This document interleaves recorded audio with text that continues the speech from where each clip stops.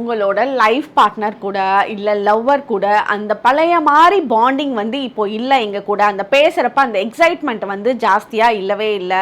அதே மாதிரி ஃபிசிக்கல் இன்டிமேசியும் வந்து எங்கள் கூட இல்லை. ஸோ லைஃப் வந்து ரொம்ப போரிங்காக இருக்குது, அந்த லவ் கனெக்ஷன்ஸ்லேயே இல்லாமல் இருக்குது. அப்படின்ற பட்சத்தில் நீங்கள் ஒரே ஒரு விஷயம் பண்ணுங்கள். இந்த ஒரு விஷயம் வந்து உங்களோட லைஃப்பில் என்றைக்குமே அந்த லவ் பாண்டிங் வந்து பிரேக் ஆகாது. இது என்ன பண்ணணும்னா, நீங்கள் 2 பேருமே சேர்ந்து ஸ்பிரிச்சுவலி ஏதாவது ஒரு விஷயத்தில் கனெக்டடாக இருங்க. 2 பேரும் ஒன்றா கோயிலுக்கு போங்க, நீங்கள் அவங்களுக்காக வேண்டுங்க, அவங்க உங்களுக்காக வேண்டட்டும், அவங்களுக்காக சின்ன சின்ன பரிகாரங்கள் நீங்கள் பண்ணுங்கள். ஸோ இந்த ஸ்பிரிச்சுவலி 2 பேரும் கனெக்ட் ஆகிட்டீங்க அப்படின்னா இந்த இடத்துல எந்த விதமான ஈகோ வராது, எந்த விதமான ஒரு லோ வைப் அந்த இடத்துல இருக்கவே இருக்காது.